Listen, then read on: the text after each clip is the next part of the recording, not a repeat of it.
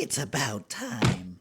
This is Dan from Action Figure Magic, and here we have a NECA Teenage Mutant Ninja Turtles. This is Renet, the timestress of the Eastman Laird variety of the Ninja Turtles NECA figures. This is the comic book style. She is a friend of the Turtles, and she gets in what I like to call time shenanigans. She doesn't have the greatest control over her powers, but she's got a really cool hat, and she's got a cape, so we forgive her. And let's take a look at our figure. She's got the wireframe in the cape, which is pretty awesome. It's a nice vibrant red. It can flow around. It does, I don't know, the loop around the neck is a little bit weird because it kind of covers up her face when it's flowing out of the package. When she's in the package, it looks fantastic. So I might not keep the cape on the entire time. When we swap out her heads, I might swap out the cape and just have her go with a more formal, less cape look. And we've got our cool little hands going. They are the wave magic hands. She's casting a spell on you.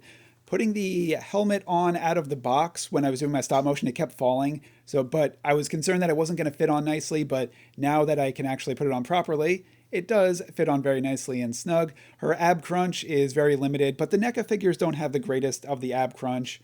And on the hips, we've got a nice ball joint. We've got very wobbly bendable knees. These are not the greatest knee joints I have seen, especially on NECA figures, which are usually pretty good. I have the Casey Jones and the Damage Shredder from this line, and they are incredible with the articulation. So I don't think this is necessarily typical for NECA. It could just be the figure itself, so I'm not going to judge it too harshly. And from an elbow perspective, we got some nice double jointed elbows. She is a female slender figure, so some of the joints might be a little bit limited just based off of, I know Hasbro has this issue with some of the female figures that they make slender. So their joints are a little bit weaker versus your big, beefier, like Beast, Strong Guy, Juggernaut. Like they all have really nice, tight joints. But, you know, that's human nature. People are shaped differently.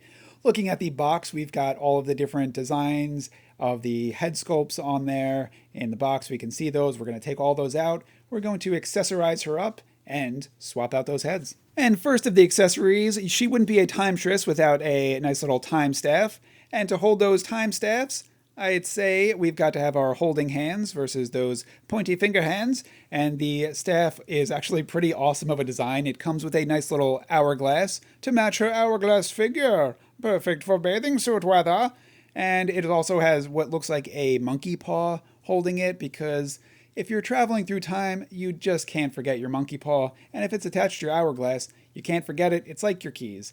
But this thing is pretty awesome. Just look at the design of that thing. It's clutching the hourglass. I'm sure she could use that for attacking as well as walking through time. And then when she's not, she's got her stabby stabby, so she can give people a nice little poke. And it looks like a scroll that she could also use to jot down her thoughts while she's, traveling through time, and gets the inspiration to, write a poem. So gotta have a place to jot it down. So there we go. Her hat fell off, but that's okay because we are going to put on some other heads. Oh, she comes with a cool little bandana, which is, I'd say, not a bandana. It's actually the hood over her head pulled back. So if we're going to put on the other head sculpt, we could put this on in place of it. So it's like she pulls off the hood and puts it on. And then she's got this really weird, looks like glowing, burning face. I'm not sure I'm going to display her with that, but it's pretty awesome. The hat doesn't quite fit perfectly on it, but from a transparent plastic perspective, they've got the casing over and then they've got the teeth features underneath. So this thing looks incredible. If they were to make like one of the horror figures that NECA makes and use that to like that design, it would look incredible. I'm sure they have them. I don't have too many of the horror figures, but that is just such cool toy technology. But back to Renee, took off her hooded head and putting on her nice spiky hairstyle head, and we put the little hood thing all around her neck so that she looks fashionable, and now she can go to town and look like a bandit. And I also took off the cape because I'm not a huge fan of the way it falls around the neck, so I took it off, and I have no regrets. And just putting that head back on, it was a little bit tight of a squeeze. I didn't want to break the neck post, so I was a little bit careful. And looking at these knees to get her to stand straight. Playing around with them, she came a little bit off balance, so just gonna try to fix her real quick so that we can get her into a nice little timestress pose. And there she is, Renee, the Teenage Mutant Ninja Turtles timestress.